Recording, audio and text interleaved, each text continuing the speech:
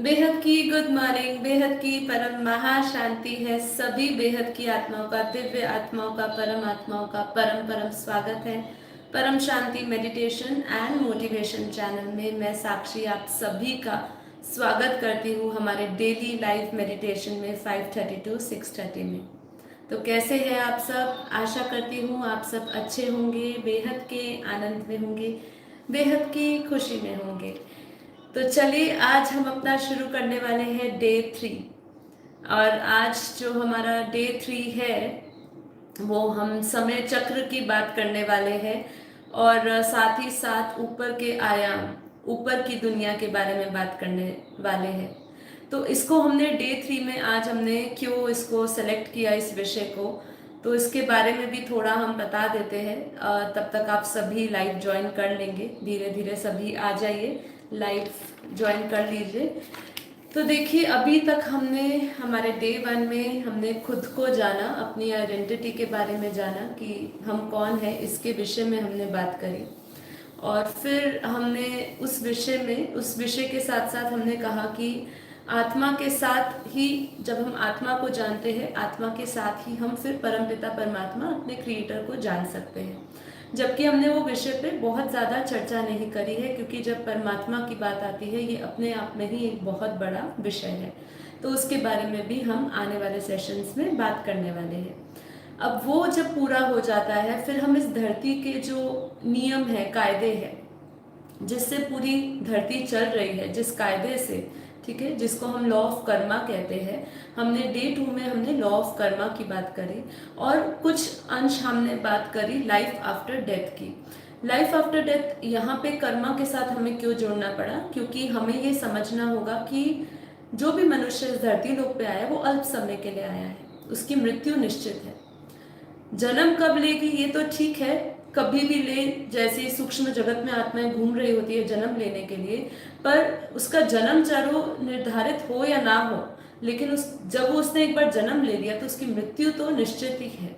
तो मतलब वो इस धरती पे आती है तो उसको मृत्यु प्राप्त होती है, पर मृत्यु के बाद वो कहाँ जाती है, किस रूप में रहती है, ठीक है, उसकी गति क्या होती है, ये सब चीज़ों को भी हमने थोड़ा सा सेशन में समझा। यदि आप विस्तार में जाना चाहते हैं तो ये प्रत्येक टॉपिक पे बापूजी के चैनल पे जाइए। हमारा जो मेन चैनल है यूट्यूब चैनल बापूजी दशरथ भाई पटेल, जिस पे रात को रोज लाइव मेडिटेशन कराया जाता है, अनंत करवाते हैं लाइव मेडिटेशन। तो आप उस चैनल से जुड़ सकते हैं और इस प्रत्येक टॉपिक की खाली आप हेडिंग लिखेंगे तो आपको उससे रिलेटेड वीडियोस मिल जाएगी। तो अब आज हम बात करने वाले हैं समय चक्र। समय चक्र के साथ साथ लाइफ इन डिफरेंट डायमेंशंस, मतलब ऊपर के आयाम, जो हमारे शास्त्रों में भी इस हमारे धरती से ऊपर 7 लोक की बात करी है, धरती के नीचे 7 पाताल लोक की बात करी है। वहाँ जीवन कैसा होता है, वहाँ समय कैसा होता है, वहाँ तत्व कैसे होते हैं। तो ये समझने के लिए हमें एक तो सबसे पहले अपनी बुद्धि को सूक्ष्म बनाता जाएगा। आप यहाँ पे जब मेरे सामने बैठे हैं, मतलब उस तरफ, तो आप जो पहली बार जुड़ रहे हैं उनको मैं ये एक निवेदन करूंगी कि आप अपनी एक तो बुद्धि को विस्तार से, मतलब इस ज्ञान को विस्तार से समझिए। एक रिजिड होकर मत समझिएगा कि ऐसा नहीं संभव। ये सब चीज़ें प्रमाण के साथ हमारे शास्त्रों में इन सब चीज़ों की बात की गई है। ब्रह्मापुरी की बात करी हुई है, विष्णु लोक की बात करी हुई है, ऊपर के जो जन लोक, तप लोक, महालोक, ये सब की बात करी हुई है। तो ये सब जानना बहुत ज़रूरी है, क्योंकि जब हम लाइफ आफ्टर डेथ की बात करते हैं, एक्चुअली वो लाइफ आफ्टर डेथ नहीं है, ग्रेटर लाइफ आफ्टर डेथ रहता है। मतलब डेथ के बाद, मृत्यु के बाद लाइफ एक अलग ही आयाम से गुजरती है और वो कई उसका विस्तार देखा जाता है, जो आपके लिए शायद इस जड़ तत्व में अकल्पनीय लगता होगा। क्योंकि अभी हमारे ऊपर माया का आवरण है, ये जड़ तत्व हमारी इतने भारी हो चुके हैं, आकाश, वायु, अग्नि, जल, धरती, कि हमारी जो सोचने समझने की शक्ति है वो क्षीण हो गई है। सोचने समझने की शक्ति क्षीण क्यों हो गई है? क्योंकि तत्वों के भारी होने से हमारी बुद्धि भी जड़ हो चुकी है, मोटी बुद्धि हो चुकी है। अब इतनी मोटी बुद्धि में, जड़ बुद्धि में आपको जब सूक्ष्म ज्ञान लेना है तो आपको कहीं ना कहीं अपने आप को सूक्ष्म शक्तियों के साथ जोड़ना होगा, अपने अंदर वो स्मृतियों को जागृत करना होगा। और इसीलिए आज हमारा डे 3 है कि हम सबसे पहले समय के चक्र को जाने कि यहाँ पे धरती पे अब समय कौन सा चल रहा है। क्योंकि हमने आत्मा के विषय में जान लिया, हमने कर्मा के बारे में जान लिया, हमने लाइफ आफ्टर डेथ के बारे में थोड़ा समझा, लेकिन अभी ये सब समझने की ज़रूरत क्या है। अभी जो समय चल रहा है हम इसी समय ये सब चर्चा क्यों कर रहे हैं। तो अभी हमें सभी को पता है कि कलयुग चल रहा है, सभी बोलते हैं कलयुग है।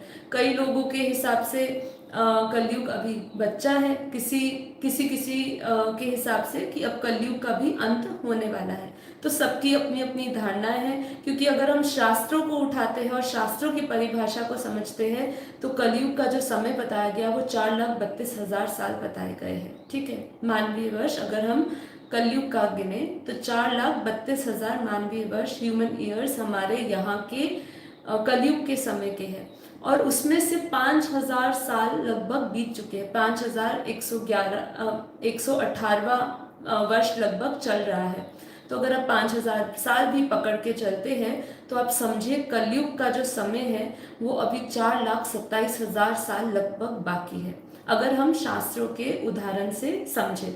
अब अगर आप ये सोचिए कि आज जो हम परिस्थिति देख रहे हैं समय में, इस समय में जो हम आसपास का वायुमंडल देख रहे हैं, जो हम रोग शोक देख रहे हैं, जो हम लोगों की हालत देख रहे हैं, आने वाले जनरेशन की हालत देख रहे हैं, इतने सारे धर्म जात नात देख रहे हैं और जिनमें इतना नफरत हो चुका है, तो आप सोचिए अगर आप इस दुनिया को कल्पना करिए कि अगर ये दुनिया अगले 4,27,000 साल चलने लायक है, अगर हम बहुत ही ध्यान से समझे तो ये दुनिया तो अगले 5 साल में भी क्या हो जाएगी इसका भी हम अनुमान अगर लगाए तो आपकी रूह कांप जाए, जो हालत अभी हम देख रहे हैं। क्योंकि विज्ञान विकास कर रहा है लेकिन जो आत्माओं की शक्तियां इतनी डाउन हो चुकी है, जो तमो प्रधान दुनिया बढ़ चुकी है, क्योंकि कलयुग मतलब ही तमो तमो तमो गुण प्रधान होता है कलयुग में। तो ऐसे समय में जरूरत है ज्ञान की। तभी जब भगवान श्री कृष्ण ने भी द्वापर युग में जब गीता उपदेश दिया तो उन्होंने गीता उपदेश इसलिए दिया कि जो आने वाला समय होगा, उन्होंने क्या कहा, आने वाला समय होगा उनको उस मनुष्य जाति को ये ज्ञान की बहुत ही ज़रूरत होगी, क्योंकि समय द्वापर युग से भी खतरनाक होगा, खराब होगा।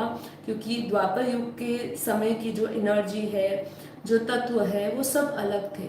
तो हर युग को हमें समझना होगा कि सतयुग कैसा था, कलयुग त्रेता कैसा था, द्वापर कैसा था, और फिर उसके बाद अभी कलयुग कैसे है। जब हम इन सभी चीज़ों का बहुत ही ध्यान से एनालिसिस करते हैं तब हमें पता चलता है कि हम निरंतर गिरती हुई कला में ही आते जा रहे हैं, निरंतर गिरती हुई कला में।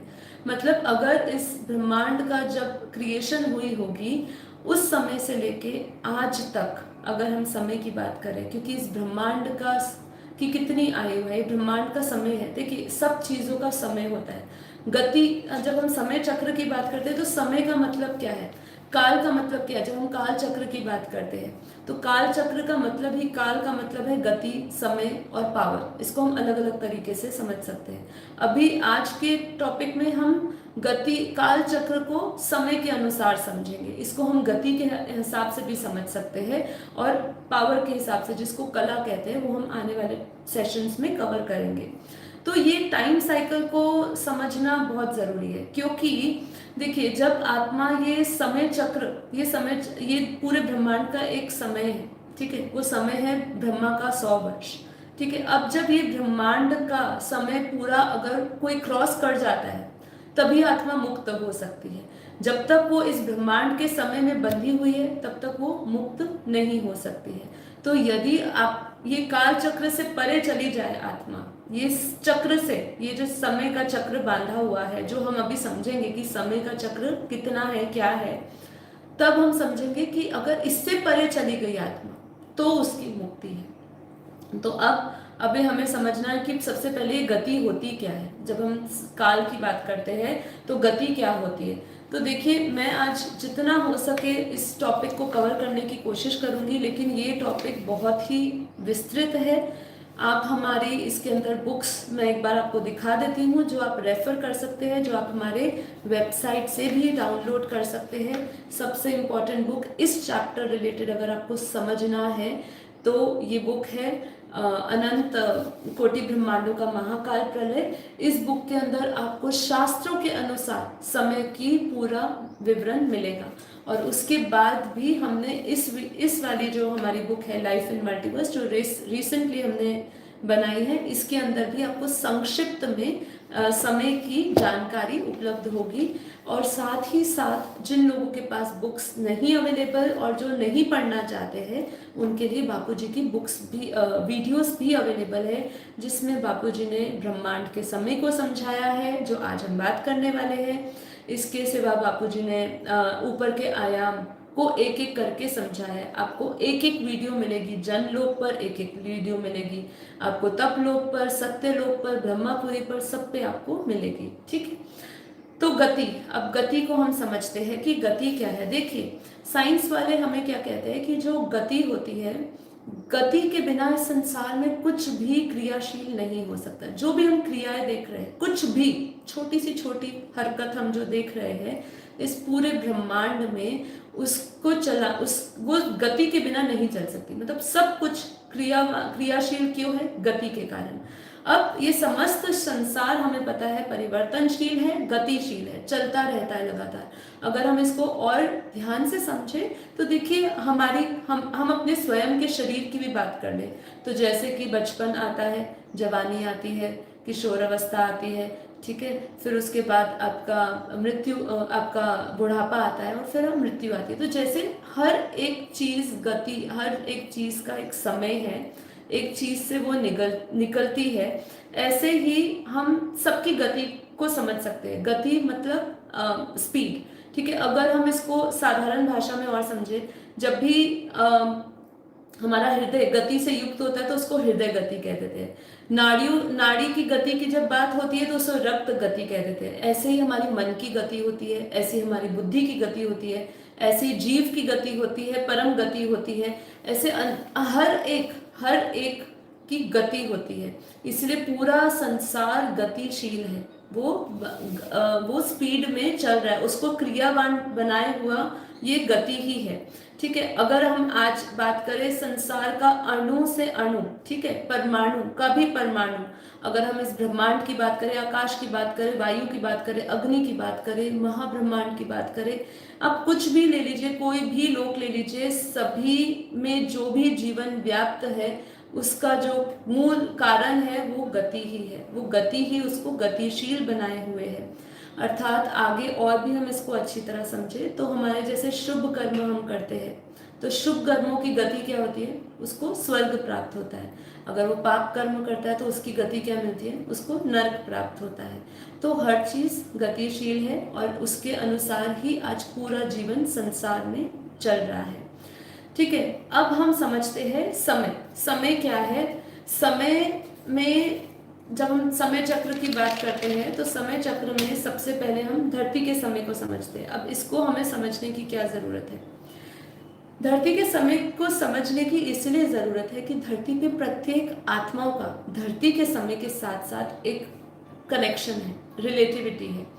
क्योंकि प्रत्येक आत्मा का जैसे धरती का समय पूरा होता है वैसे ही प्रत्येक आत्मा का भी समय पूरा होता है, या उसका एक ऐसा समय आता है जब वो अपने इस धरती से ऊपर की ओर जाती है। ठीक है, अभी इसको आप और गहराई में समझेंगे इसी एपिसोड में, ध्यान से समझते जाइए। क्योंकि देखिए कि जब हम आज के शरीर की बात करें, आज हमारी आयु कितनी रहती है? आज का समय कितना है शरीर का 80 से 100 साल मैक्सिमम, है ना। अगर आप पहले के देखें तो पहले के लोगों में जो उनकी आयु थी वो थोड़ी बड़ी थी। तो जो भी मनुष्य यहाँ पे जन्म और मरण का अनुभव करता है वो सभी काल चक्र में फंसे हुए, समय के चक्र में फंसे हुए हैं। तो इस समय को समझने के लिए हमें ब्रह्मांड का समय समझना होगा। और बापूजी के ज्ञान को अगर आपको और विस्तृत से समझना है ना, तो ब्रह्मांड के समय को हम समझे बिना अपनी आत्मा की यात्रा को पूर्ण नहीं कर सकते, आत्मा की यात्रा को समझ ही नहीं सकते अगर हमने धरती के समय को तो हमें पता चल गया कि भाई हम अल्प समय के लिए आए हैं, ये शरीर अल्प समय के लिए दिया हुआ है। ये शरीर जब खत्म हो जाएगा तो नए कॉस्ट्यूम में जाएगा, अपने कर्मों के अनुसार उसकी गति होगी, वो परम गति को प्राप्त होगा या उसकी वो नीच योनि में जाएगा। वो उसके कर्म उस पर आधारित होते हैं, कर्मों पर ही आधार होके उसको अगला जन्म मिलता है। लेकिन जो उच्च कैटेगरी की आत्मा है, हाई क्वालिटी की आत्मा है, जो अपना जीवन परमात्मा में लगा रही है, वो कहाँ जाती है? उसको समझने के लिए हमें ऊपर के लोगों को समझने के लिए ब्रह्मांड का सबसे पहले समय समझना होगा, फिर हम आएंगे डिफरेंट डायमेंशंस के ऊपर। ठीक है, तो अब ब्रह्मांड के समय में कितने कितने प्रकार की प्रलय होती है, इसके ऊपर भी बापूजी ने अपनी सारी वीडियोस में, मतलब आपको कहते हैं एक कोई ऐसी कोई वीडियो नहीं है जहाँ पे आपको ब्रह्मांड के समय की जानकारी नहीं मिली हो। ठीक है, तो अभी हम भी इसको थोड़ा समझते हैं कि कितने प्रकार की प्रलय होती है और इस ब्रह्मांड का पूरा समय कितना होता है। तो सबसे पहले हम बात करने वाले हैं नित्य प्रलय की। नित्य प्रलय का मतलब क्या? नित्य प्रलय हो गया मतलब हमारा डेली में नित्य प्रलय होता रहता है। देखिए, प्रलय की अगर हम बात करें तो ये शरीर का भी प्रलय होता है, मनुष्य का प्रलय होता है, जीव का प्रलय होता है। जब भी वो समाप्त होता है, बनता है और फिर समाप्त होता है, उसका प्रलय होता है। ठीक है, तो नित्य प्रलय रोजाना होता ही रहता है। जब भी मनुष्य या जीव आत्मा जब भी जन्म मरण के चक्र में आती रहती है, उसको हम काइंड ऑफ नित्य प्रलय बोलते हैं और वो होता ही रहता है। अब इसके ऊपर हमें समझना है अर्ध प्रलय। अर्ध प्रलय का क्या होता है? तो अर्ध प्रलय को समझने से पहले हम पहले समझते हैं चतुर्युग को, क्योंकि हमारा जो अर्ध प्रलय है, अर्ध प्रलय में एक चतुर्युग जब बीतता है, तो चतुर्युग मतलब 4 युग, मतलब हुआ सतयुग, फिर हुआ त्रेता युग, फिर हुआ द्वापर और फिर हुआ कलयुग। तो जैसे कि मैंने आपको कहा, कलयुग का जो समय बताया है 4,32,000 साल, 4,32,000 ईयर्स बताए हैं। अब हम कलयुग से जो द्वापर युग की बात करते हैं, तो द्वापर कलयुग से अगर हम डबल करते हैं उतना उसका समय है, मतलब 8,64,000 हमारा मानवीय वर्ष का हमारा द्वापर युग है। त्रेता युग जो है वो 12,96,000 ह्यूमन ईयर्स है। और फिर अगर हम इसके सतयुग की बात करें, वो हमारे कलयुग से 4 गुना है, तो उसका 17,28,000 साल का होता है। तो ये पूरा अगर हम एक चतुर्युग को समझे तो एक चतुर्युग जो है वो 43,20,000 का हमारा ह्यूमन ईयर्स का होता है। देखिए, ये हमें क्यों समझना है? कई लोग कहते हैं कि ये जो पूरा वर्ल्ड ड्रामा है ये 5,000 साल का वर्ल्ड ड्रामा है। ठीक है, आज उन लोगों से हम प्रश्न करते हैं कि 5,000 साल का वर्ल्ड ड्रामा आप जो कह रहे हैं, कोई भी जो भी कह रहा है, कोई भी संस्था कह रही है या कोई भी व्यक्ति जो इस धारणाओं को लेकर चल रहा है, तो वो अपने आप को मूर्ख बना रहा है। क्योंकि अगर आप चलो शास्त्रों को भी 1% सत्य नहीं मानते, हाँ समय बताया गया है, ठीक है, समय बताया गया है। और अगर हम ऐसे हमारे इतिहास को उठा ले तो हम देखेंगे राम राज्य में भी राम ने कितने वर्ष उन्होंने राज किया। ठीक है, अगर ये भी नहीं उठाना, क्योंकि इतिहास को संपूर्ण रूप से आपने गलत कह दिया है। ठीक है, जो सनातन की भावना से बिल्कुल गलत है, गलत बात है अपने शास्त्रों को गलत कहने वाले, क्योंकि जो अपने शास्त्रों को गलत कह रहे हैं वो तो असुर है। ठीक है, चलिए इस तरीके से भी नहीं देखते, तो अगर आप आर्कियोलॉजिस्ट जो होते हैं उनकी बातों को अगर आप समर्थन दे सकते हो, विज्ञान को अगर आप कुछ समझते हो, तो कार्बन डेटिंग से कितने ऐसे तत्व मिले हैं, कैसे इतने कितने पदार्थ मिले हैं।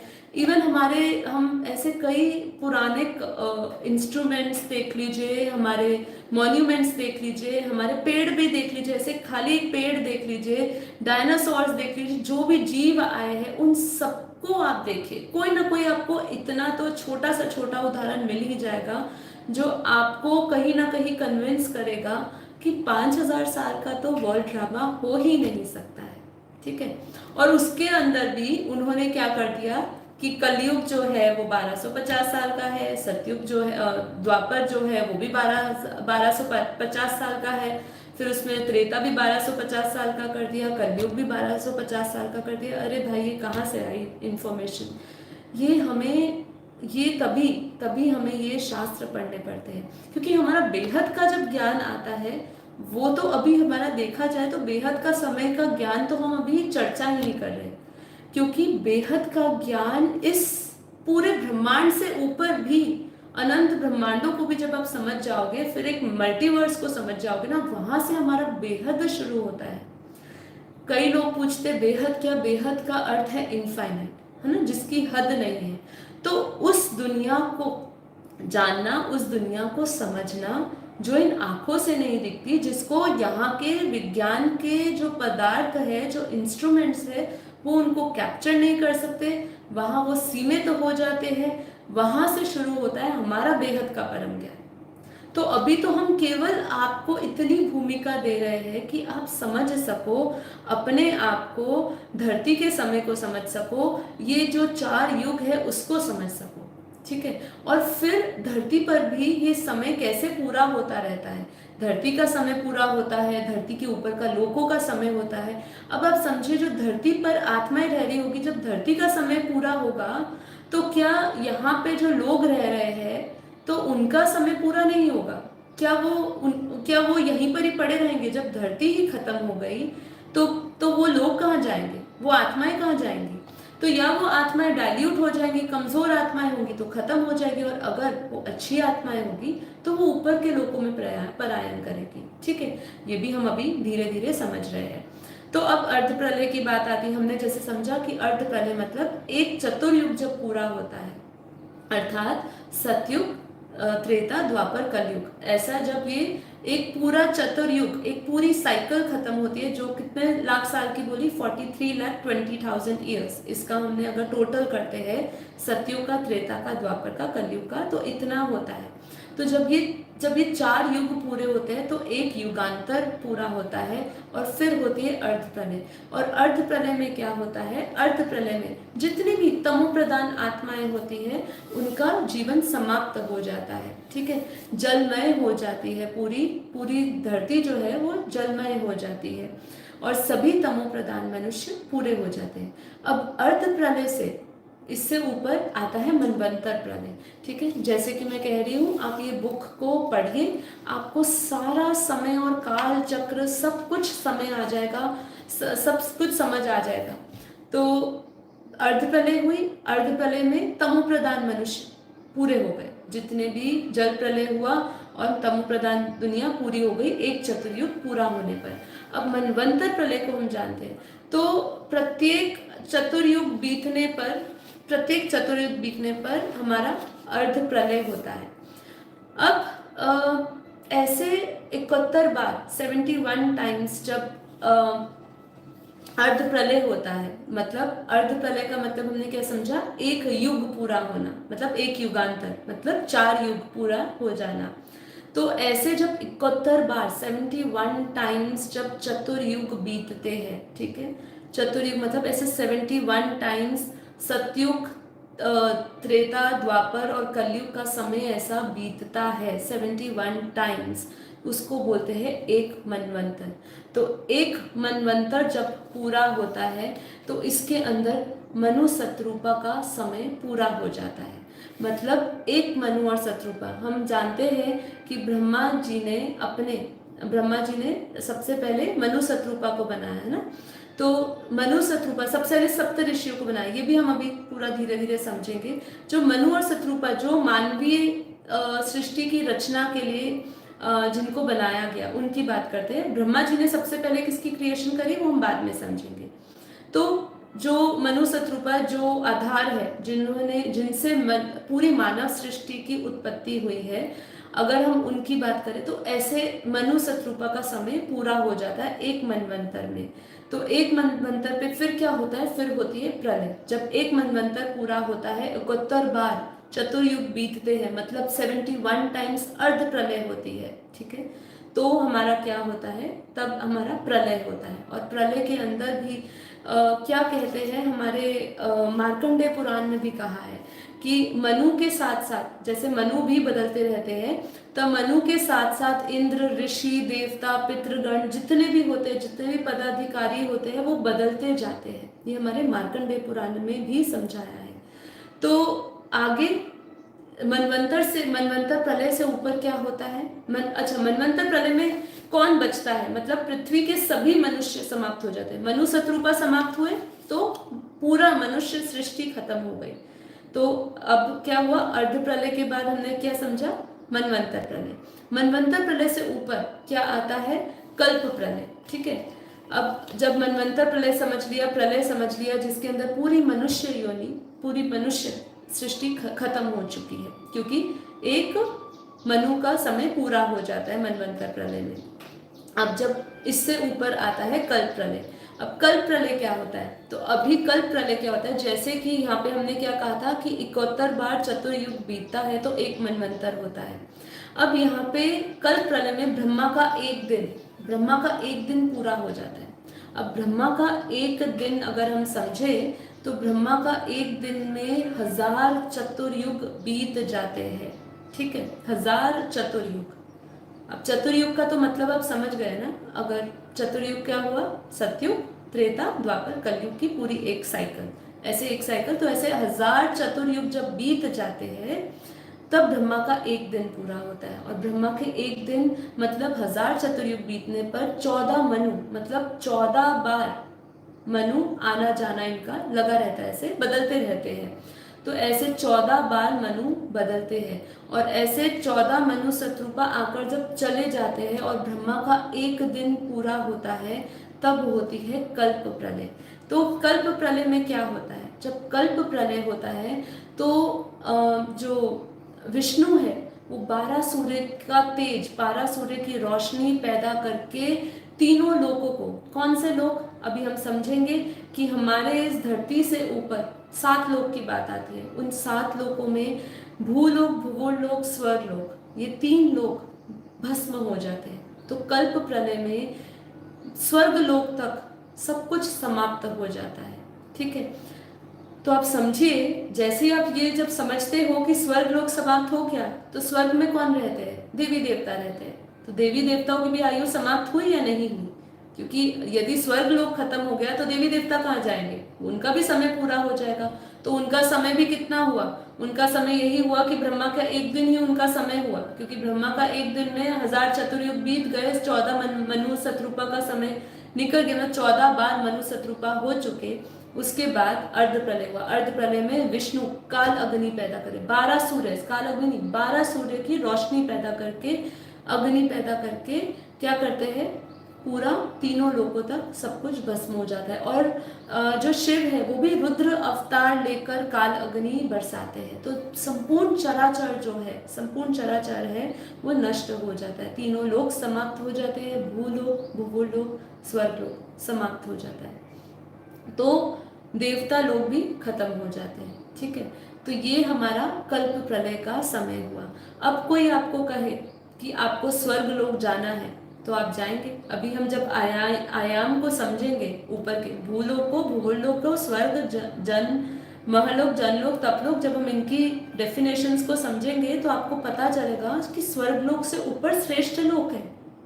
तो स्वर्गलोक की कामना जो आज हम यहाँ कर रहे हैं उस कामनाओं से ऊपर उठिए। ज्ञान हमें समझाता है कि देवलोक तो एक भोग योनि है, स्वर्ग में भी भोग होता है और वहां पे भी आपके अच्छे कर्मों का जब पूरा हो जाता है लेखा जोखा तो आपको वापस पटक दिया जाता है धरती पर। और आगे हम समझेंगे और स्वर्गलोक में कि स्वर्गलोक में भी देवताओं को भी ब्रह्म ज्ञान प्राप्त नहीं होता, वो भी मानव जीवन प्राप्त करने के लिए तरसते हैं, है ना। क्योंकि यहाँ जो हमें मानव जीवन मिला है, इसी मनुष्य जीवन में रह के हम ये ब्रह्म ज्ञान को प्राप्त कर सकते हैं। क्योंकि ये जो है, ये धरती जो है ये कर्म भूमि है। ठीक है, वहां पे देवताओं में सिर्फ भोग योनि होता है, वहां कर्म नहीं कर सकते, वहां सिर्फ भोग ही भोगने के लिए आप जाते हो। जो आपने अच्छे कर्म करे उसका सुख भोगने आप जा रहे हो, वहां पे कर्म योग जैसा आप नहीं फॉलो कर सकते। ठीक है, तो अभी यहाँ पे हम समझते हैं कि ब्रह्मा का जब 1 सेकंड बीतता है, समझिए ये, क्योंकि हम धीरे धीरे समय को समझते समझते हम टाइम डायलेशन की ओर भी जाएंगे। समय के जो अंतर है, धरती पे जो समय है, जैसे कि धरती पर जब एक दिन होता है, ठीक है। तो देवताओं का नहीं, देवताओं का जब एक दिन होता है तो धरती पर एक साल बीत जाता है। इसको देव वर्ष भी बोलते हैं। देव वर्ष इसलिए बोलते हैं कि उस समय देवताओं का एक ही दिन होता है, लेकिन हमारी धरती पर एक साल बीत चुका होता है, उसको देव वर्ष बोलते हैं। तो जो समय है ना, वो समय बहुत अलग है, समय का अंतर है जब हम डायमेंशंस की बात करेंगे। देखिए ये सब चीज़ें बहुत इंटरकनेक्टेड है, इसलिए कुछ कुछ अंश मैं उधर का यहाँ पर लेकर आ रही हूँ, तो आप सपोर्ट बनाए रखिएगा, समझते जाइएगा। अब यहाँ पे हमने क्या समझा कि ब्रह्मा का एक दिन तो पूरा हो गया। अब एक दिन में क्या होता है, 14 लोक कल्प प्रलय के समय में, जैसे हमने समझा कि कल्प प्रलय के समय में 14 लोक 3 लोक समाप्त हो जाते हैं। अब इसके बाद ऊपर होता है महाकल्प प्रलय। अब महाकल्प प्रलय के अंदर क्या होता है ये हम समझते हैं। तो सबसे पहले आपको इतना तो समझ आया कि ये पूरे ब्रह्मांड की आयु क्या है, ब्रह्मा की 100 वर्ष। तो कल्प प्रलय में तो ब्रह्मा का एक ही दिन बीता होता है। अब महाकल्प प्रलय में आता है कि हम ब्रह्मा का जब 100 साल पूरा हो जाता है, मतलब इस ब्रह्मांड का 100 वर्ष, क्योंकि ब्रह्मांड की जो आयु है वो ब्रह्मा के 100 वर्ष की है। अब हमें ये समझना है, उससे पहले महाकल्प प्रलय समझने से पहले हमें समझना होगा कि अभी समय कौन सा चल रहा है। तो देखिए ब्रह्मा के जो 100 वर्ष की आयु बोली, तो ब्रह्मा के 100 वर्ष को 2 परात में बांटा गया। मतलब एक परात जो होता है वो 50 वर्ष का होता है। तो पहला परात और द्वितीय परात मतलब दूसरा परात। तो पहला परात बीत चुका है ब्रह्मा का, इतना समय बीत चुका है। आप कैलकुलेशन करने बैठेंगे तो आपको पता चलेगा कि मानवीय वर्ष कितना हो जाता है, क्योंकि ब्रह्मा का एक साल की बात करें ना, अगर ब्रह्मा के एक सेकंड की बात करें, एक सेकंड की, हाँ, तो हमारे धरती पर 1,00,000 साल बीत चुके होते हैं। कितना फर्क है, अंतर समझिए। अभी तो हम यहाँ देव वर्ष की बात कर रहे थे कि देवताओं का एक दिन धरती पर कितना हो जाता है, 1 साल का। अब अगर हम ब्रह्मा से कंपेयर करें कि ब्रह्मा का एक सेकंड जो है यहाँ पे कितना, पृथ्वी पर 1,00,000 साल बीत चुके होते हैं। तो आप ये समझिए, जब हम यहाँ पे बोलते हैं कि ब्रह्मा का एक परात बीत चुका है, अर्थात 50 साल बीत चुके हैं, तो 50 साल किसके, ब्रह्मा के। अगर हम उसको मानवीय वर्ष में डालें तो आपको पता चलेगा कितने वर्ष बीत चुके हैं। और वर्तमान में अभी कौन सा समय चल रहा है, ब्रह्मा का दूसरा परात चल रहा है, उसका भी पहला दिन चल रहा है। और पहले दिन के अंदर भी कौन सा मनवंतर, 7वां मनवंतर चल रहा है। तो आप समझिए कि ब्रह्मा के 6 मनवंतर बीत चुके हैं। ब्रह्मा का जो ये दूसरे परात का पहले दिन का जो 6 मनवंतर बीत चुके हैं। मनवंतर तो आप समझ गए ना, मनवंतर का मतलब क्या है। मनवंतर मतलब जब हमारे चतुर्युग कितने, जब हमारे 71 बार चतुर्युग बीतते हैं, उसको एक मनवंतर का है। तो ऐसे 6 मनवंतर तो बीत चुके हैं, अभी 7वां मनवंतर चल रहा है और 28वां युगांतर चल रहा है। ठीक है, तो ये अभी आज के समय की बात है। तो अगर हम इसकी सबकी कैलकुलेशन करें तो आपको समझ आएगा कि धरती पर इस दूसरे परात के 198 वर्ष बीत चुके हैं। 198 करोड़ साल बीत चुके हैं। 198 करोड़ ईयर्स हम धरती के दूसरे परात के, ब्रह्मा के दूसरे परात के बीत चुके हैं। ठीक है, इतना समय धरती पर गुजर चुका है। आप समझिए आपकी आत्मा अगर बहुत ही पहले की आई हुई है, क्योंकि जैसे जैसे बापूजी ने, आप आगे समझेंगे, क्रिएशन की हम बात समझेंगे तो हम समझेंगे जो आत्माएं, जो इस सृष्टि की बीज रूप आत्माएं हैं, कहीं ना कहीं कई आत्माओं ने 198 करोड़ साल से पाठ बजा रही है। कोई 5,000 साल पहले आई है, ठीक है, कोई 198 करोड़ साल पहले आई है, कोई 15 लाख साल पहले आई है। मतलब जितनी आत्मा आप समझिए पुरानी है, वो कितने समय से सूक्ष्म में इस धरती पर कार्य कर रही होगी। धरती पर अनंत समय बीत चुका है। ठीक है, हम ये अभी समझ रहे हैं ना कि धरती पर ब्रह्मा के दूसरे परात का केवल 198 करोड़ साल बीता है। अगर हम इसके इसको अच्छी तरह और समझे तो इसकी कैलकुलेशन के हिसाब से क्या बताया है कि आज का हमारे ब्रह्मांड का अगर हम कहें तो लगभग 1,555 खरब 20 अरब 198 वर्ष चल रहे हैं। और अगर इसकी भी और हम इसकी आप इसकी पूरी आप गिनती समझ सकते हैं यहाँ पे कि अगर हम आज महाकल्प प्रलय की भी बात करें तो ये 3,110 खरब 40 अरब साल जो है, इतने का तो हमारा केवल महाकल्प प्रलय जब बीता तो इतना समय बीत चुका होता है। तो देखिए समय को समझिए, आपको ये नहीं याद रहे तो कोई समस्या नहीं है। ये सब बताने का उद्देश्य क्या है? ये सब बताने का उद्देश्य ये है कि आप समझिए कि समय को सीमित मत समझिए कि ये एक हमने बांध दिया 5,000 साल का वर्ल्ड ड्रामा, इतने साल की दुनिया। जब ये समय का विस्तार तो धीरे धीरे हमारा बढ़ता जाएगा, जैसे जैसे हम ऊपर के डायमेंशंस में जाएंगे वहाँ का समय अलग, वहाँ का तत्व अलग, वहाँ का समय की जो गति है वो भी अलग है ना। तभी मैंने आपको क्या कहा, आज हम समझने वाले काल चक्र। तो काल मतलब ही समय हो गया, गति हो गया और उसकी पावर हो गई। तो ये तीनों एट्रीब्यूट्स को, तीनों इसके गुणवत्ता को हमें समझना होगा, तब जाके आप कहीं समझ पाओगे। तो एक कुएं का मेंढक बनने से कुछ नहीं होगा। इतना समझ लिया कि भाई इतना हुआ है, लेकिन इसको विस्तार में समझते जाइए। संख्या याद ना रहे तो कोई बात नहीं, लेकिन बुद्धि में इतना समझ आ जाना चाहिए कि समय चक्र, काल चक्र कितना विशाल है। अब हम आते हैं महाकल्प प्रलय पे, जहाँ ये पूरे ब्रह्मांड का समय पूरा होता है। अब यहाँ पे मैं जब ब्रह्मांड की बात कर रही हूँ तो आपको ये समझना पड़ेगा यहाँ ब्रह्मांड क्या, यूनिवर्स है। ये सबसे ज्यादा इंपॉर्टेंट पॉइंट हमें यहाँ पे समझने की जरूरत है। नहीं, हम यहाँ पे बेहद के ज्ञान से जब ब्रह्मांड की बात करते हैं तो ब्रह्मांड का मतलब यहाँ पे है सौर मंडल अर्थात solar system. One solar system हमारे बेहद के ज्ञान में इसका मतलब होता है ब्रह्मांड। ठीक है, क्योंकि जैसे कि बापूजी ने कहा, जैसे हमारा ब्रह्मांड जो है वो उसका 1 प्रकाश वर्ष का है। ठीक है, ऐसे 1 प्रकाश वर्ष या 1 बिलियन लाइट ईयर्स का बोला है। तो ये हमारा ब्रह्मांड की बात हो रही है। ब्रह्मांड का मालिक अलग है, इससे ऊपर अनंतानंत जब ब्रह्मांडों की बात करते हैं ना, हमारे शास्त्रों में क्या लिखा है, अनंता अनंत ब्रह्मांड बनते हैं बिगड़ते हैं। तो ये कौन से ब्रह्मांड की बात हो रही है? वो इस ब्रह्मांड की बात नहीं हो रही है, वो इस ब्रह्मांड के मतलब ब्रह्मांडों की बात हो रही है, सोलर सिस्टम की बात हो रही है, वो यूनिवर्स की बात नहीं हो रही। यूनिवर्स तो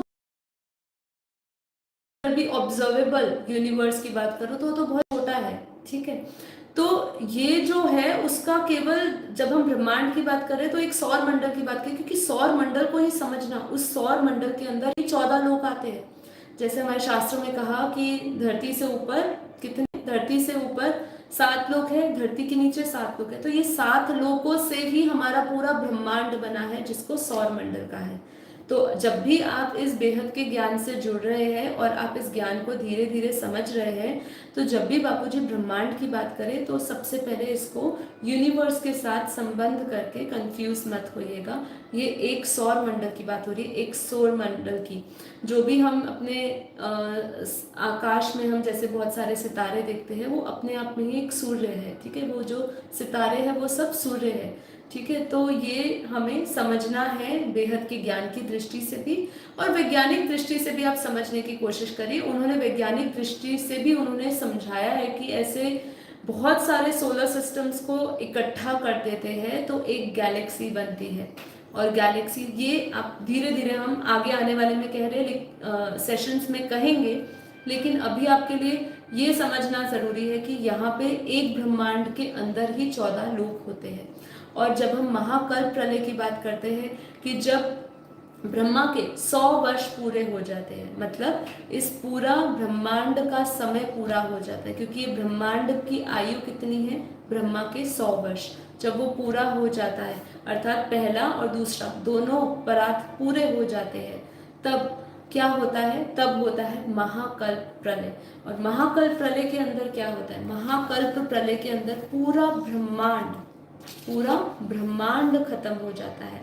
और महाकल्प प्रलय में कितने साल बीत जाते हैं, जो मैंने अभी आपको बताया 3110 खरब 40 अरब साल बीत जाते हैं जब महाकल्प प्रलय होता है। और महाकल्प प्रलय में अगर हम उसको उसके समय की बात करें और गहराई से, तो महाशिव का एक पल, किसका, महाशिव का एक पल पूरा होता है तब ब्रह्मा के 100 वर्ष पूरे होते हैं। ठीक है, अब महाशिव कौन है ये भी हम आने वाले एपिसोड्स में समझेंगे। ठीक है, तो उसको मैं अभी यहाँ नहीं समझा रही हूँ। तो इसमें क्या करता है, महाकल्प प्रलय के समय शिव क्या करते हैं, सूर्य में प्रवेश करके काल अग्नि पैदा करके अपने अंदर ये पूरे ब्रह्मांड को समा लेते हैं। ब्रह्मांड जलकर भस्म हो जाता है और ब्रह्मांड की समाप्ति हो जाती है। अब ब्रह्मांड में जितने भी लोक हुए, जो हम अभी डायमेंशंस की बात करने वाले हैं, वो सारे लोक समाप्त हो जाते हैं।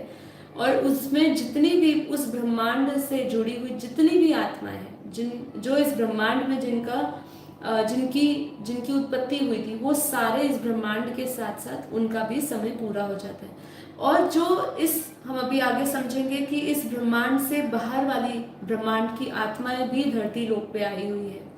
तो वो जो आत्माएं हैं वो हाई क्वालिटी की है। जब वो उनको पता चलता है कि ब्रह्मांड की समय पूरा होने वाला है, ठीक है, महाकल्प प्रलय होने वाली है, तो वो फिर ऊपर के लोग ऊपर चले जाते हैं, इस ब्रह्मांड से ऊपर चले जाते हैं जहाँ से वो आए हैं, क्योंकि उनके अंदर इस ब्रह्मांड की जितनी पावर है उससे वो हाई क्वालिटी सोल्स है।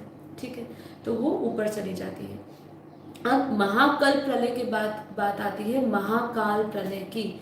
जैसे कि आप बापूजी की वीडियोस भी देखते हैं कि अब होगा, जैसे बापूजी की एक नई वीडियो आई थी जो बहुत ही ट्रेंडिंग में है, बहुत ही अच्छी चल रही है, लोगों को पसंद आ रही है, जो कह रहा है कि अब होगा महाकाल प्रलय। ठीक है, महाकाल प्रलय में क्या होगा, महाकाल प्रलय में जैसे हम बोलते हैं ना कि अनंत ब्रह्मांड बनते हैं बिगड़ते हैं, महाकाल प्रलय में महाशिव, हाँ, परम महाशिव नहीं, महाशिव जो है, महाशिव काल अग्नि पैदा करेगा। क्या करेगा, महाशिव काल अग्नि पैदा करेगा।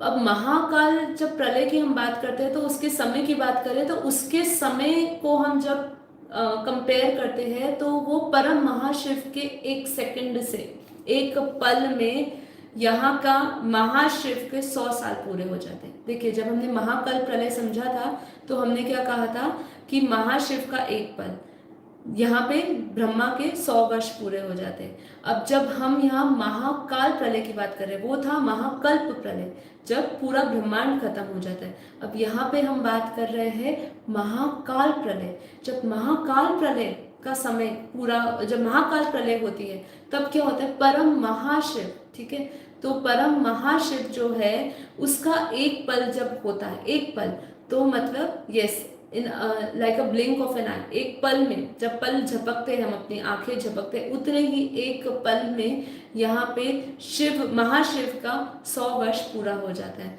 और क्या होता है, महाशिव काल अग्नि पैदा करके अनंत ब्रह्मांड अपने अंदर समा लेते हैं। ठीक है, तो महाकाल प्रलय में शिव काल अग्नि पैदा करता है और महाकाल प्रलय में महाशिव काल अग्नि पैदा करता है और अपने अंदर अनंत ब्रह्मांडों को समा लेता है, और जितने भी शिव है वो उसके अंदर समा जाते हैं। अर्थात एक गैलेक्सी के अंदर जितने भी ब्रह्मांड है वो समाप्त हो जाते हैं। तो ये है समय चक्र, जिसके अंदर आया नित्य प्रलय हमने समझा, अर्ध प्रलय हमने समझा, मनवंतर प्रलय जिसको प्रलय भी बोला है, हम मनवंतर प्रलय की बात करते हैं तो प्रलय को भी समझते हैं। फिर हमने कल्प प्रलय समझा, जिसके अंदर 3 लोक, भूलोक, भूगोलोक, स्वर्गलोक पूरे हो जाते हैं। फिर हम लोगों ने कल्प प्रलय के बाद क्या समझा, महाकल्प प्रलय। महाकल्प प्रलय में ये पूरा ब्रह्मांड के 14 लोक खत्म हो जाते हैं। और फिर इस 14 लोक, जब ये भी हो गया, ये भी समय पूरा हो गया, तो एक समय ऐसा भी आता है जब महाकाल प्रलय होता है। और महाकाल प्रलय में जितने भी ब्रह्मांड है, अनंत ब्रह्मांड जो है, वो समाप्त हो जाते हैं। मतलब एक गैलेक्सी में अनंत अनंत ब्रह्मांड बने हैं। ब्रह्मांड मतलब सौर मंडल, सोलर सिस्टम। ऐसे हमारे गैलेक्सी के सारे ब्रह्मांड खत्म हो जाते हैं, तब होता है महाकाल प्रलय। ठीक है, तो महाशिव काल अग्नि पैदा करता है उस समय, और उसका जो समय होता है वो परम महाशिव का एक पल। यहाँ पे महाशिव के 100 वर्ष बीत जाते हैं। तो ये है समय की बात। हमने आज समय को समझा। इस समय के साथ साथ समझना क्या है, ये समय क्यों समझ रहे हैं, क्योंकि जहाँ पे हम बात कर रहे हैं कि ब्रह्मांड का समय पूरा हुआ, अब इस ब्रह्मांड के अंदर क्या क्या आता है, तो इस ब्रह्मांड से ऊपर आता है। इससे पहले एक और चीज मैं बताऊंगी। हमारी जो बुक है ना पुरानी, जिसमें अनंत कोटि ब्रह्मांडों का महाकाल प्रलय, उसमें एक और प्रलय की बात करी है, वो बोली है आत्यंतिक प्रलय, जिसको मोक्ष कहा गया है। आत्यंतिक प्रलय मतलब क्या है, जब आत्मा ज्ञान प्राप्त करती है और उसको आत्मा से परमात्मा का ज्ञान हो जाता है, और वो आत्मा परमात्मा के स्वरूप को जान के परमात्मा के स्वरूप में स्थित हो जाती है, तब क्या होता है, तो आत्मा अपने 5 तत्वों के आवरणों को हटा के सूक्ष्म शरीर सूक्ष्म शरीर का रूप धारण करती है, अर्थात 3 तत्वों का रूप धारण करती है। और फिर 3 तत्वों से भी वो कारण शरीर का रूप धारण करती है, मतलब कारण शरीर में वो आती है। कारण शरीर मतलब क्या है, हमने समझा था 2 एपिसोड्स में कि कारण शरीर मतलब उसका आकाश तत्व का शरीर बनता है। वो कारण शरीर से महाकारण शरीर में जाती है।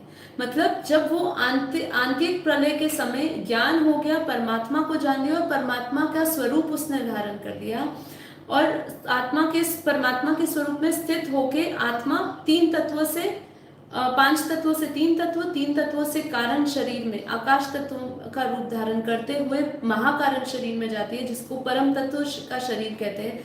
परम तत्व शरीर के साथ फिर वो महाकारण शरीर में प्रवेश करती है, और महाकारण शरीर अर्थात परम प्रकाश का शरीर, जिसको केवल्य अवस्था कही, और उस समय आत्मा मोक्ष को प्राप्त होती है। इसलिए इसको मोक्ष भी कहा गया, आत्यंतिक प्रलय को मोक्ष भी कहा गया, क्योंकि यहाँ पे आत्मा उस केवल्य अवस्था को प्राप्त होती है, मतलब अपने परम धाम को प्राप्त होती है। अगर इस ब्रह्मांड के परम धाम को समझे तो इस ब्रह्मांड के परम धाम तक वो पहुंच जाती है, और वो अपने परमात्मा में विलीन हो जाती है, उसका विलीन हो जाती है, उसका मोक्ष हो जाता है। वही मोक्ष है। मोक्ष मतलब अपने अपने क्रिएटर में समा जाना। अब यहाँ पे हम 14 लोग समझते हैं थोड़ा सा।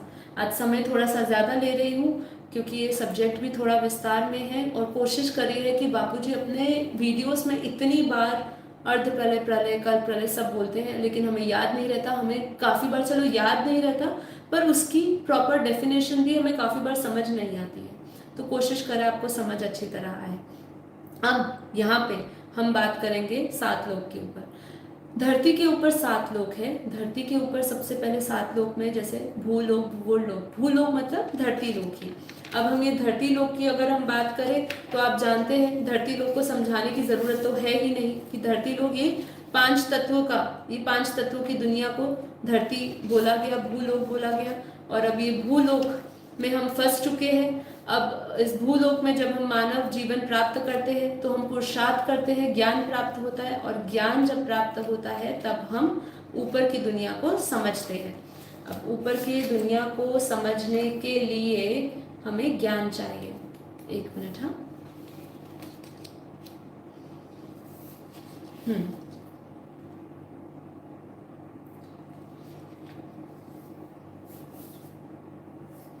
तो जैसे कि अभी हम भूलोक की बात करें, मृत्यु लोक में 5 तत्वों का शरीर होता है। अब इससे ऊपर आता है भूवर लोक। अब जब हम भूवर लोक की बात करते हैं तो भूवर लोक को हमारे शास्त्रों में पितृलोक भी कहा गया है। मतलब जो भूवर लोक है वो सूर्य और धरती के बीच का स्थान है। ठीक है, देखिए जब हम ये बात करते हैं ना भूवर लोक, अब इमेजिन करिए, काफी लोग कहते हैं कि कल्पना जैसी बातें क्या कर रहे हैं। अब आप इसका केवल स्पेस को देखिए, आकाश को देखिए। इवन जब आप ट्रैवल करते हैं प्लेन में, आप देखते हैं डिफरेंट डिफरेंट लेयर्स को हम क्रॉस करते हैं। हम कुछ किलोमीटर ही ऊपर जाते हैं। ठीक है, कुछ किलोमीटर ऊपर जाते हैं तो ही हमें वायुमंडल एक अलग दिखता है। ऐसे ये वायुमंडल को देखने के लिए, ये लेयर्स को देखने के लिए हमें स्थूल से सूक्ष्म की ओर जाना होगा। ठीक है, अभी हमारा स्थूल शरीर, हमारी ये जो स्थूल दृष्टि है, हमारे जो इंद्रियां हैं, वो सूक्ष्म लेयर्स को या सूक्ष्म को नहीं देख सकते। आप वायु को भी नहीं देख सकते क्योंकि वायु भी अपने आप में सूक्ष्म है, राइट। तो इसको देखने के लिए हमें सूक्ष्म होना पड़ेगा धीरे धीरे। अब जब भूवर लोक की बात होती है, ये भूवर लोक एक सूक्ष्म लोक में हम एंटर करते हैं, मतलब ये स्थूल लोक से सूक्ष्म लोक में एंटर करने जा रहे हैं। और इसको पितृलोक क्यों कहा गया? क्योंकि पहले के समय पर जब भी हम कहते थे ना, श्राद्ध के समय पर जो अर्पण किया जाता था वो इसी लोक में, पितृलोकों में पितरों को किया जाता था। यहाँ पे पितृलोक रहा करते थे। यहाँ पे अगर हम इसको बात करें तो ये मतलब यहाँ पे ये कहीं, ये धरती के जो, अगर हम बोले ना कि आत्मा यहाँ पे मरने के बाद जो 3 तत्वों में कर्म करती है वो इसी योनि में करती है, इसी लोक में करती है, सॉरी इसी लोक में। जब हम पितृलोक की बात करते हैं, भूवर लोक की बात करते हैं, तो जब आत्मा शरीर छोड़ के ऊपर जाती है तो जो उसके सूक्ष्म कर्म करती है वो सूक्ष्म में भी कर्म करती है। ठीक है, क्योंकि वो जितनी भी आत्माएं भूवर लोक में गई है वो वासनाएं युक्त ही होती है। वो जो अच्छी आत्माएं होती है उन्होंने अपना एक ग्रुप बना के एक गोला बनाया हुआ है जिसको पितृलोक बोलते हैं। देखिए, सूक्ष्म दुनिया में भी अलग अलग गोले हैं। ठीक है, अलग अलग ग्रुपिज्म है, अलग अलग धर्म के, अलग अलग लोगों के। जैसे कि कल मैंने आपको बात करी थी पुराने एपिसोड में कि एक बुक है मृत्यु पश्चिमी दुनिया, वहां पे उन्होंने बताया है कि जैसे धरती पर अलग अलग हम संस्थाएं देखते हैं, स्कूल्स देखते हैं, कॉलेजेस देखते हैं, मंदिर देखते हैं, चर्च देखते हैं, मस्जिद देखते हैं, ऐसे ऊपर भी सूक्ष्म दुनिया में है। ठीक है, तो हमारा भूवर लोक में भी ऐसे दुनिया बनी हुई है। तो जहाँ पे पितृलोक की बात होती है तो एक ऐसा लोक है, ऐसी एक लेयर आ जाती है, एक ऐसा डायमेंशन आ जाता है। उसी डायमेंशन में एक अलग सा एक लोक, एक अपना ब्रह्मांड बनाया हुआ है, मतलब हमें कह सकते हैं अपनी एक दुनिया बनाई हुई है, अपना एक आवरण क्रिएट किया हुआ है, और उसी गोले में वो लोग रहते हैं और उसे पितृलोक कहा गया। क्योंकि उस पितृलोक की जो एनर्जी होगी ना, वो पूरे भूवर लोक में जो वायुमंडल होगा सबसे अलग अलग होगी। क्योंकि देखिए, वायुमंडल भी किससे बनता है? जो आत्माएं होती है उनसे वायुमंडल बनता है। ठीक है, ये आत्माओं की जो चेतन शक्ति है, देखा जाए तो उसी से ही सब कुछ गतिशील है। तो उनकी जो शक्ति है उसी से ही वायुमंडल पितृलोक का भी बना है। तो पितृलोक का जो एक पूरा गोला ले लीजिए, उसके गोले की जो एनर्जी होगी, और वहां पे और भी ऐसे गोले बने होंगे, सबने अपने अपने ग्रुपिज्म करके दुनिया बनाई हुई है। जैसे आज हम यहाँ देखते हैं ना, चर्च अलग, मंदिर अलग, मस्जिद अलग, अलग धर्म के अलग संप्रदायों का अलग मठ सबका। तो ऐसे ऊपर भी है, क्योंकि हम हमेशा बात करते हैं कि स्थूल का जो आधार है वो सूक्ष्म ही है। ठीक है, तो सूक्ष्म में भी ऐसा है।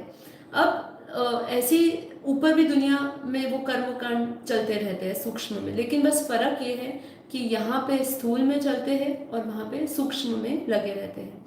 अब आत्माएं भूवर लोक से भूलोक से, जब भूवर लोक की बात हुई, भूवर लोक से स्वर्ग लोक कौन सी आत्माएं जाती है? अब स्वर्ग लोक वही आत्माएं जाती है जो अच्छी आत्माएं होती है, क्योंकि स्वर्ग में वही आत्माएं जाएगी जिन्होंने अच्छे कर्म करे हैं। तो अच्छे कर्म करने वाली आत्माएं अपना फल स्वरूप उनको स्वर्ग लोक प्राप्त होता है और वो स्वर्ग लोक जाती है। अब स्वर्ग लोक में भी क्या होता है? स्वर्ग लोक को अगर हम समझे तो स्वर्ग लोक हमारा तीसरा लोक हुआ, और जो भूवर लोक से ऊपर स्वर्ग लोक हुआ। अब स्वर्ग में कौन सी आत्मा जाएगी? जैसे कि यहाँ पे समझाया है, मैं थोड़ा सा पढ़ देती हूँ जिससे कि आप थोड़ा अच्छी तरह रिलेट कर सके। धर्मराज मनुष्य द्वारा किए गए पुण्य और पाप कर्मों के अनुसार स्वर्ग और नर्क का समय निर्धारित करते हैं, और स्वर्ग लोक में 3 तत्वों का शरीर होता है। सबसे बड़ी बात कि यहाँ पे बताया है, देव देवताओं का भी ये भोगी शरीर होता है, वो भोगी होते हैं, वो भोग विलास करते रहते हैं। हम देखते हैं ना स्वर्ग के सीन्स को देखते हैं, जब हम अपनी कथाएं और ये सब देखते हैं, ऊपर स्वर्ग लोक के दृश्य को देखते हैं, तो क्या देखते हैं? देवता तो हमेशा सोम रस में पड़े रहते थे, तो वो भोग के लिए जाते हैं, और फिर जब उनका सब कुछ पूरा हो जाता है, समय उनके कर्मों का फल पूरा उनको मिल जाता है, उनका पुण्य पूरा हो जाता है, पुण्य का खाता, तो वो धरती पे पटक दिए जाते हैं। लेकिन ऐसी आत्माएं भी हैं जो देवलोक से ऊपर की है।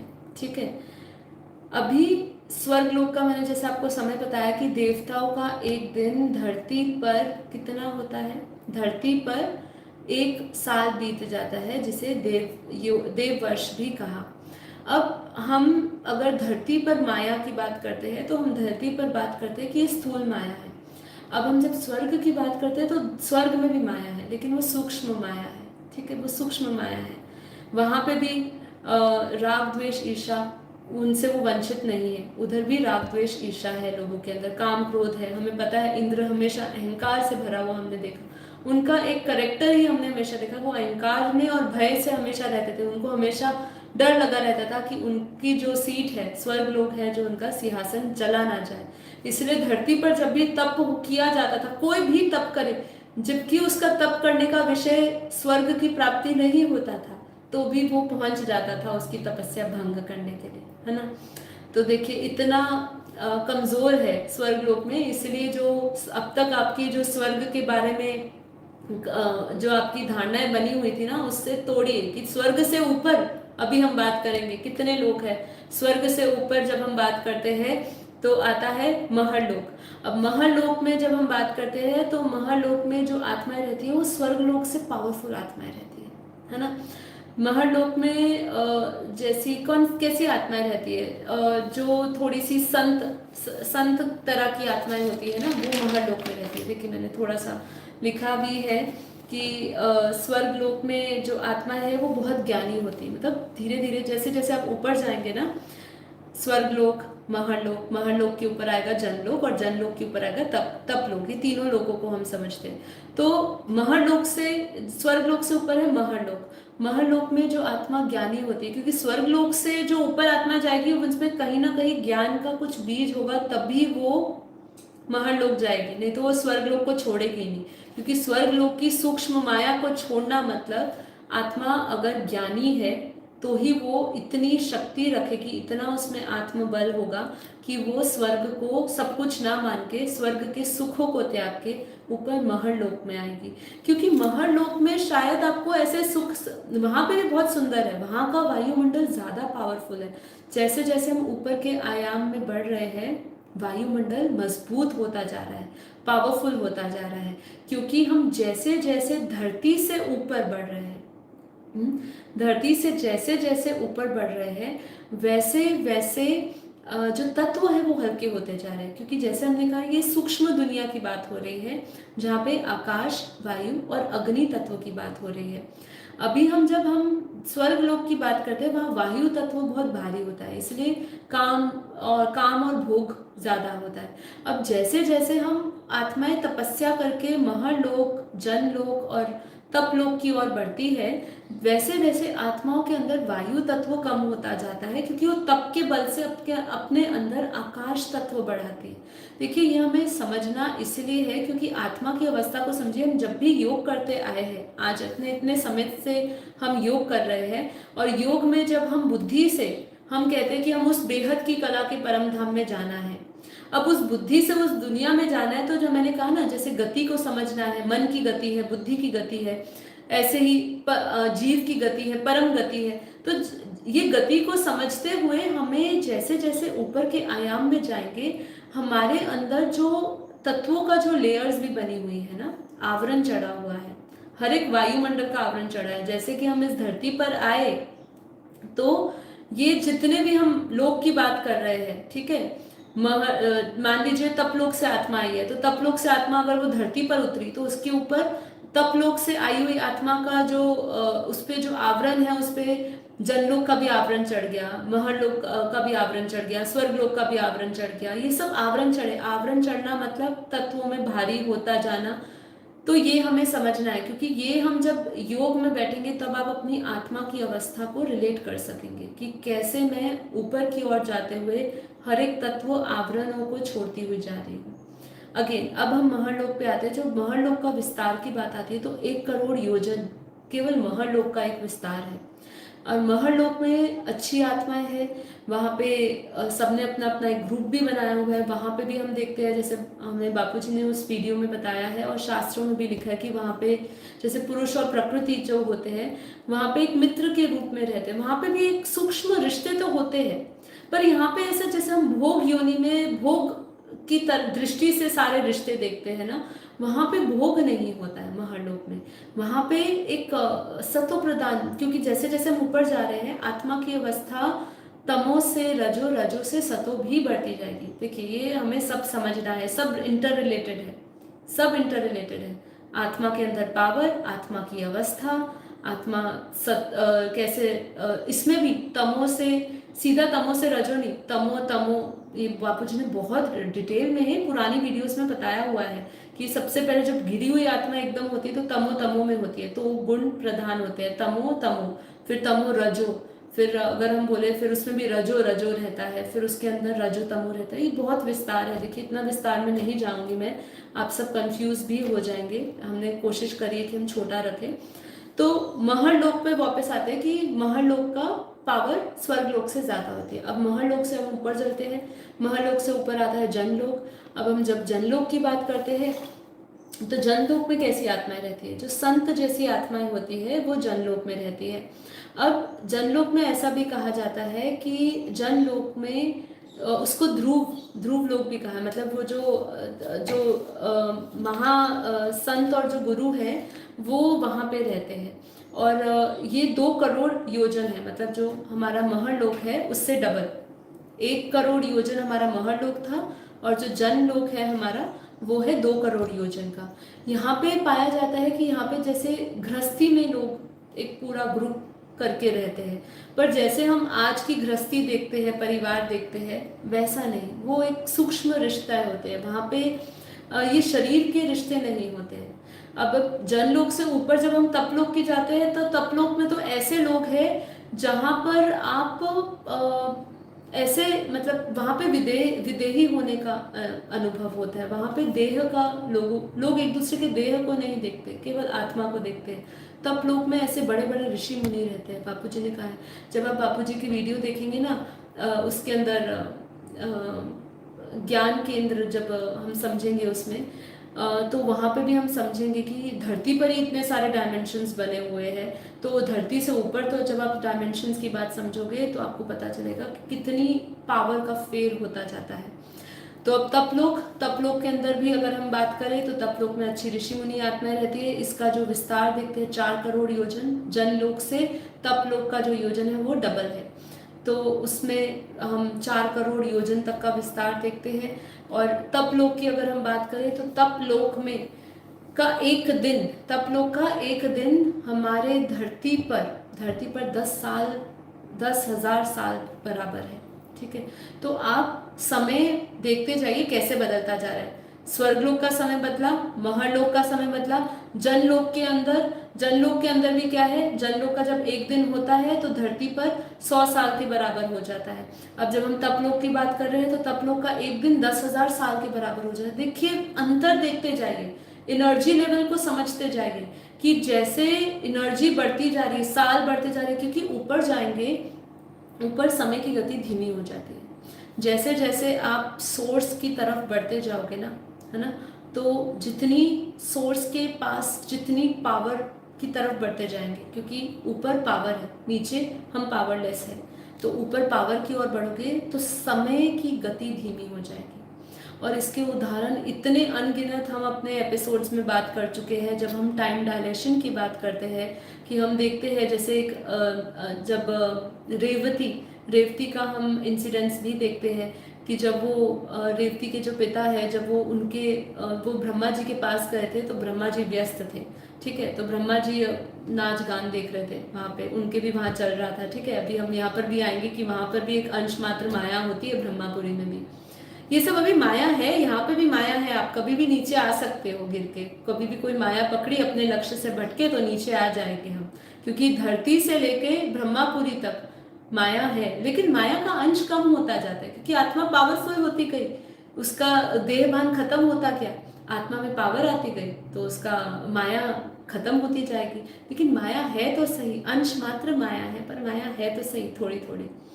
फिर जैसे हम रेवती की बात कर रही थी, तो वो ऊपर गए, तो वहाँ पे उन्होंने इंतज़ार किया, क्योंकि वो अपने पुत्री के लिए उचित वर पूछने के लिए गए थे। अब जब तक वो धरती पर नीचे आते, जब तक वो उनसे मिलते और उनसे सब कुछ पूछते, तो जब मिले तब तक कहते हैं कि धरती पर ही 27 चतुर्युग बीत चुके थे।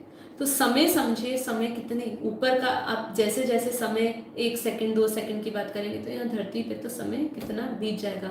यहीं पर ही हमारा बेहद के समय की भी बात आ जाती है। जब बापूजी कहते हैं ना कि वहाँ बेहद का समय होगा, वो बेहद की दुनिया होगी, तो यहाँ बेहद, ये सब जब हम आयाम को समझ जाते हैं, तब हम हमारा विस्तार हो जाता है बुद्धि का, और तब हम समझ पाते हैं कि जब हम इतना वेरिएशन देख रहे हैं अपने ही खुद के ब्रह्मांड के एक आयाम से दूसरे आयाम में, तो जब हम बेहद के समय और बेहद की दुनिया की बात करेंगे, तो कितना विशाल अंतर होगा, कितना विशाल अंतर, हम सोच भी नहीं सकते, अकल्पनीय है ये। इसलिए ज्ञान भी अकल्पनीय है, लोगों ने हवाई ज्ञान बना दिया। ठीक है, तो अभी तप लोक से ऊपर फिर हम सत्य लोक की बात करते हैं। कई लोग हैं सत्य लोक और ब्रह्मापुरी को एक कहते हैं, लेकिन ब्रह्मापुरी से नीचे 7 लोक की बात करेंगे। ब्रह्मा जी ने अपने संकल्पों से सप्त ऋषि बनाए, ठीक है, अपने जैसे सप्त ऋषि बनाए, और सप्त ऋषियों ने अपने जैसे फिर आगे रचना करी। सप्त ऋषियों ने अच्छे जिसको परम पुरुष की रचना करें तो परम पुरुष बनाया, और फिर परम पुरुष धीरे धीरे, जैसे हम देखते हैं, अभी हम आगे बढ़ते जाएंगे, हम समझेंगे कि संकल्पों की दुनिया चलती रही, क्रिएशन करी उन्होंने, क्रिएशन करते करते उन्होंने जो परम पुरुष थे, वो परम तत्वों का शरीर था, जो परम पुरुष थे उनका शरीर परम तत्वों का था, लेकिन वो धीरे धीरे परम तत्वों से 3 तत्वों में आ गए, देवता बन गए, देवी देवताओं का शरीर 3 तत्वों का बताया, तो वो 3 तत्वों में आ गए, और धीरे धीरे ये काल चक्र जैसे जैसे समय चलता रहा, जन्म मरण होता रहा, क्रिएशंस होती रही, ठीक है, अवतार के रूप में भी आते रहे, बड़े बड़े ऋषि मुनि भी आते रहे, कहीं ना कहीं पावर लॉस होती गई, और वही देवी देवता जो हम 33 कोटि देवी देवताओं का आवाहन कर रहे हैं, वही देवी देवता अब मनुष्य बन चुके हैं, और उन्हीं के लिए ये जागृति का हम समय की बात कर रहे हैं कि उनके लिए अब ये जागृति का समय है। परमात्मा धरती पर ज्ञान दे रहा है, आपको बता रहा है, आपका परिचय दे रहा है, और आपको बोध करा रहा है कि आप ही पूज्य थे, आप ही पुजारी बन चुके हैं, ठीक है। अब आपको अपने आप को जगाना है, अपने स्वस्वरूप को जानना है। जानिए कि आप कहाँ से आए हैं, कहाँ की आत्मा है। देखिए, अभी तो हम इसमें डिफरेंट कैटेगरीज ऑफ आत्माओं की भी बात करने वाले हैं, ठीक है, तो ये बहुत ही विस्तार है। अभी ब्रह्मापुरी से अगर हम बात करें, उससे ऊपर विष्णुपुरी है, जिसको वैकुंठ लोक कहा है, ठीक है, वहाँ पे भी, वहाँ उसको कारण जगत भी कहा है, और उसमें 50% परम तत्व और 50% हमारे जो 3 तत्व है उसके कॉम्बिनेशन की दुनिया देखी जाती है। ये कॉम्बिनेशंस भी समझना इसलिए ज़रूरी होता है कि जैसे जैसे हम ऊपर जाएंगे वैसे वैसा शरीर धारण करते जाएंगे। कारण जगत में हमारा शरीर कारण शरीर का होगा, जब हम महाकारण जगत में जाएंगे तो हमारा शरीर महाकारण शरीर का होगा, ठीक है। तो ये इसीलिए समझना है, हमारी बॉडी का आप रेशो और प्रपोर्शन समझेंगे तो उतना समझोगे ना कि कितना हल्के होते जा रहे थे हम। आप इस शरीर के साथ ऊपर नहीं जा सकते हो, ठीक है, ये 5 तत्वों के शरीर के साथ ऊपर नहीं जा सकते हो। स्वर्ग तक भी जाना कितना के संभव था, हाँ, युधिष्ठिर को प्राप्त हुआ था शायद इसी शरीर में जाना, लेकिन वो भी सत्य नहीं है। उसमें भी यही है कि बापूजी ने बताया था कि उसका शरीर बदल गया था, सूक्ष्म शरीर में वो परिवर्तित हो चुका था। तो इस शरीर के साथ ऊपर नहीं जा सकते हो, आपको ये समझना ही पड़ेगा। और फिर इसके ऊपर शिवपुरी है, जहाँ पे शिव निराकारी रूप में शिव आकारी साकारी रूप में शिव सदाशिव और आदि शक्ति रहते हैं। तो ये थोड़ा सा हम कल ले लेंगे शेष भाग, जिसको हम कवर करेंगे शिवपुरी, विष्णुपुरी और थोड़ा सा ब्रह्मापुरी हम कल डिस्कस कर लेंगे, और परम धाम की बात कर लेंगे, और फिर इसके ऊपर की दुनिया की बात करेंगे, हमारा जो डे 4 रहेगा, ठीक है। तो आशा करती हूँ आज का एपिसोड बहुत ही विस्तृत में हो गया, हमारा 1 घंटा 8 मिनट का एपिसोड हो गया। तो चलिए, कोई नहीं, आप सुनिएगा, देखिए, ज्ञान बीच में छोड़िए मत, पूरा ही सुनिए, बोर मत होइएगा, ये हमारे लिए बहुत ज़रूरी है। यदि आपको योग भी करना है तो ये आपके लिए बहुत ज़रूरी है। तो चलिए अभी हम अगले 10 मिनट साइलेंट में योग करते हैं आज, ठीक है? तो आंखें बंद कर लीजिए और साइलेंट में हम योग करेंगे आज।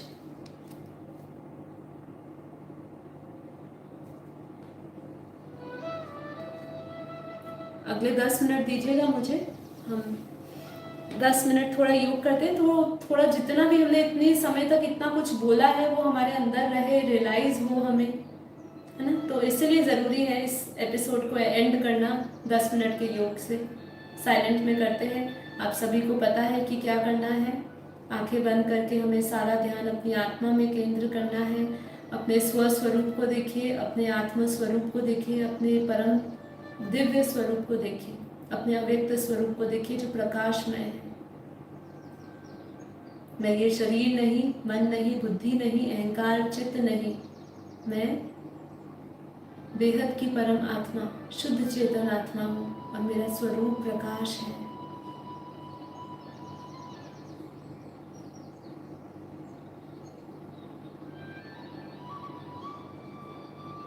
अपने प्रकाश स्वरूप को देखिए, आत्मा के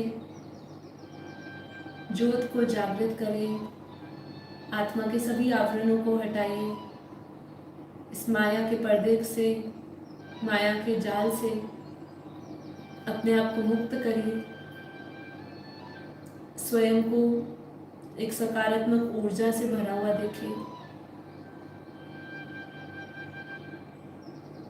और जब आप आत्म स्वरूप स्थिति में स्थित हो जाए, जब आप अपने भीतर के प्रकाश को देखें और उस प्रकाश को अपने पूरे शरीर में महसूस करें, उसी समय अपनी बुद्धि में अपने बेहद के परमपिता परमात्मा का स्मरण करते हुए उनके चित्र को प्रकट करें, उनके चित्र में उनके विचित्र अव्यक्त रूप को देखें। अपने परमपिता परमात्मा का स्मरण करते हुए उनके स्वरूप को देखें, उनके दृश्य अव्यक्त रूप को देखते हुए उनसे बेहद का परम प्रकाश, उनसे शक्तियाँ प्राप्त करें। महसूस करें कि परमपिता परमात्मा बेहद के दादाजी के मस्तक से बेहद का परम प्रकाश मुझ आत्मा में पड़ रहा है।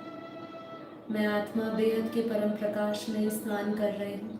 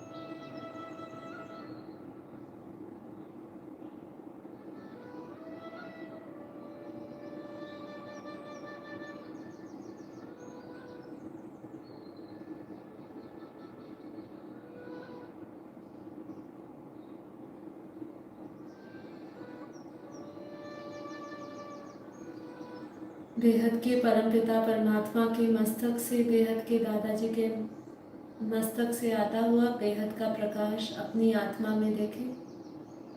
महसूस करें परमात्मा की शक्ति को।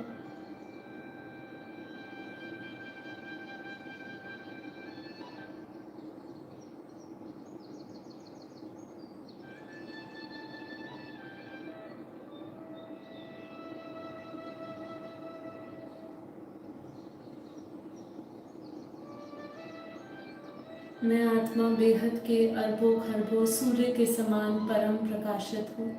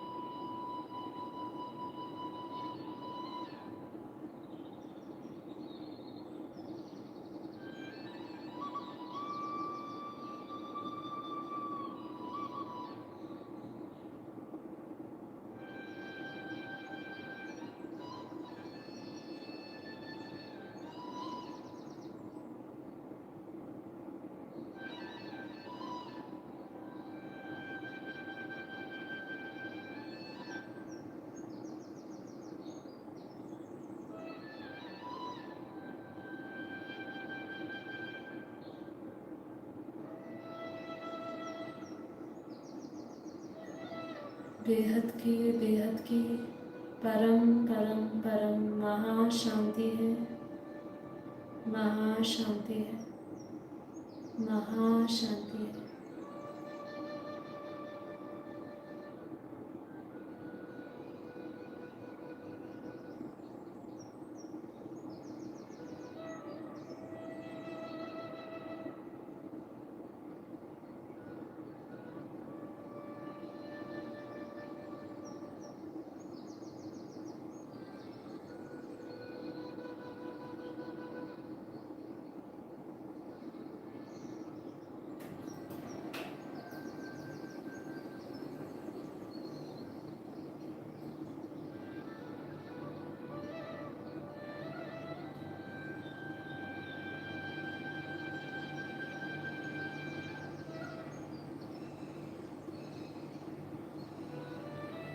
परम शांति।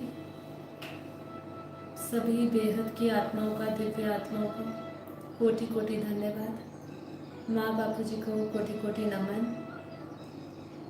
और आप सभी से निवेदन है कि ये वीडियो को संपूर्ण रूप से फिर से देखें और इसमें ज्ञान की गहराई में उतरें। जो इस चैनल से पहली बार आ रहे हैं वो मेरी दूसरी वीडियोस को भी देख सकते हैं। यदि वो मेडिटेशन के उद्देश्य से जुड़ रहे हैं तो यहाँ पे इस चैनल पे गाइडेड मेडिटेशन की एक सीरीज़ है, वो आप फॉलो कर सकते हैं और धीरे धीरे आप इस ज्ञान को भी समझ सकते हैं।